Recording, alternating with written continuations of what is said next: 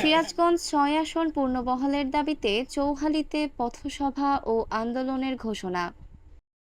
সিরাজগঞ্জ ৬, চৌহালি ও শাহজাদপুর আংশিক সংসদীয় আসন পুনর্বহালের দাবিতে শনিবার বিকেলে চৌহালি উপজেলার কেয়ার পাইলট মোড়ে এক পথসভা অনুষ্ঠিত হয়। দীর্ঘদিন ধরে এই আসনটি পুনর্বহালের দাবিতে সাধারণ মানুষ, জনপ্রতিনিধি ও রাজনৈতিক নেতাকর্মীদের মাঝে ব্যাপক ক্ষোভ ও প্রত্যাশা বিরাজ করছে। সেই ধারাবাহিকতায় এদিনের পথসভায় অংশগ্রহণকারীরা ঘোষণা দেন, আসনটি ফিরিয়ে না দেওয়া পর্যন্ত লাগাতার কর্মসূচি চলবে।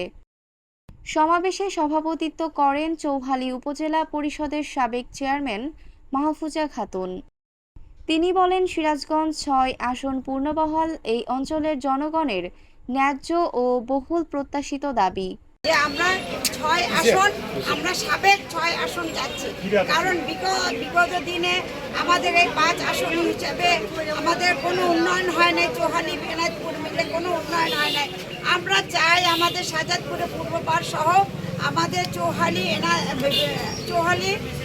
এনায়তপুর সহ শাহজাদপুরে পূর্বপাড় সহ আমাদের ৬ আসন পুনর্বহাল হোক, আমাদের এইটাই দাবি।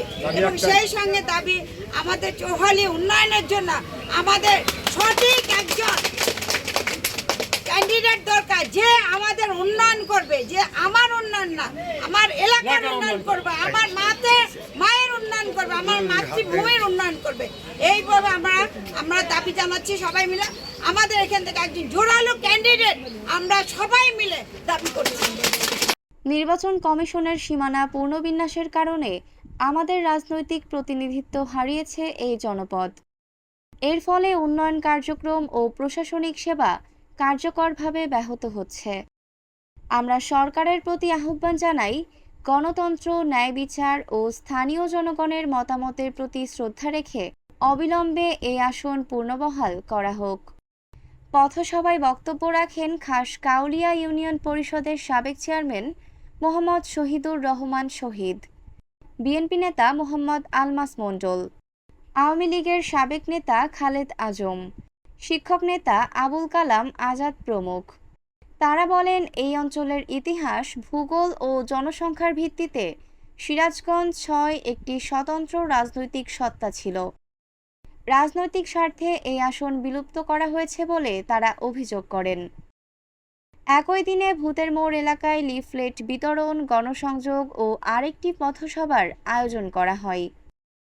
এতে নেতৃত্ব দেন হান্নান মোর্শেদ রতন ও সানোয়ার শিকদার। ওই সিরাজগঞ্জ সায়দাবাদ থেকে দক্ষিণে মানিকগঞ্জ দীর্ঘ বহু রাস্তা, এর কারণে একজন এমপি ওই বেলকুচি থেকে এমপি হয়, আমাদের চৌহালিতে কোনো উন্নয়ন হয় না। এই জন্য আমাদের সাবেক সিট ফেরত দেওয়ার জন্য আমরা সাধারণ জনগণকে নিয়ে আমরা বর্তমান যিনি সরকার আছেন ওনার কাছে আমরা অনুরোধ করছি, আপনি আমাদের সিটটি ফেরত দিবেন।